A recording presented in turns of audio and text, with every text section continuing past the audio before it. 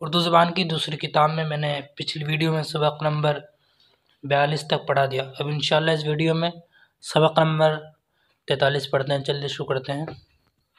بسم اللہ الرحمن الرحیم۔ نشست و برخاست کے آداب۔ چلنے میں جلد بازی ہرگز نہ کرو۔ بے وجہ دوڑنا، جھپٹنا چھچھورا پن ہے، لیکن اتنی سستی بھی نہ چاہیے کہ وقت ضائع ہو۔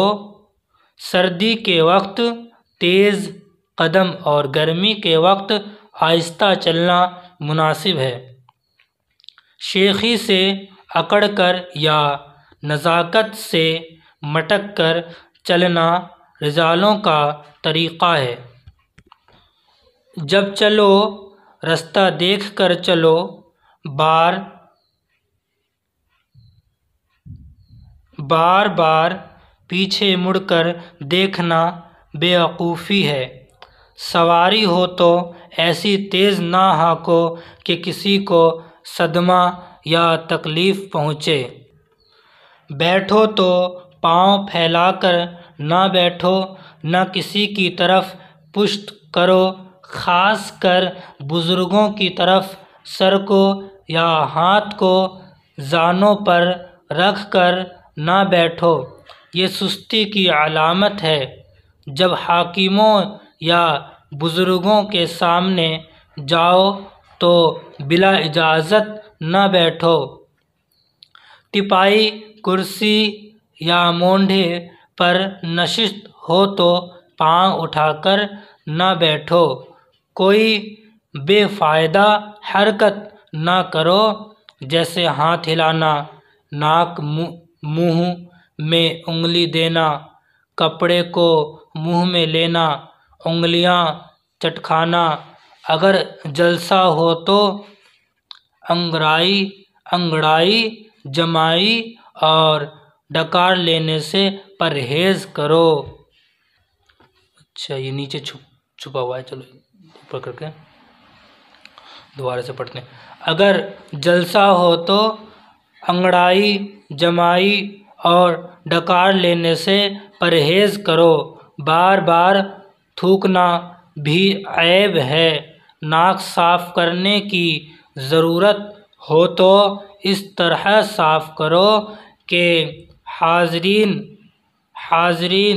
نہ دیکھیں، نہ آواز سنیں۔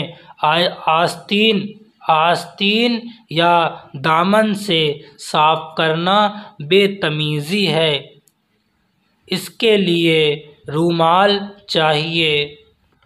جب کسی محفل، مجلس یا جلسے میں جاؤ تو ایسی جگہ بیٹھو جو تمہارے رتبے کے لائق ہو۔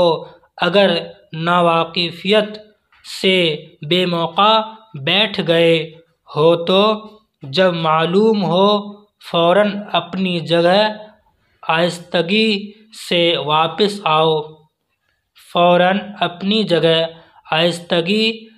واپس آؤ۔ اگر جگہ نہ ملے تو گھبرانا یا برا ماننا نہ چاہیے، چپ چاپ وہاں سے الگ ہو جاؤ۔ غیروں کے روبرو سوائے ہاتھ، پاؤں اور چہرے کے بدن کا کوئی حصہ نہ کھولو۔ ناف سے لے کر زانوں تک ہر وقت پوشیدہ رکھو، خواہ جلسہ ہو خواہ تنہائی، البتہ ضرورت کے وقت مضائقہ نہیں، جیسے غسل وغیرہ۔ غرض چلنے پھرنے، اٹھنے بیٹھنے میں کوئی حرکت ایسی نہ ہو جس کو دیکھ کر کوئی نفرت کرے یا کسی کو تکلیف پہنچے۔ ادب سے ہی انسان ہے، ادب جو نہ سیکھے وہ حیوان ہے۔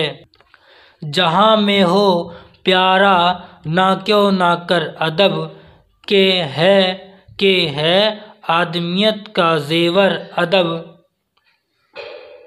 نہ ہو جس کو اچھے برے کی تمیز، نہ وہ گھر میں پیارا نہ باہر عزیز، بٹھاتے نہیں بے ادب کو قریب، یہ سچ بات ہے بے ادب بے نصیب۔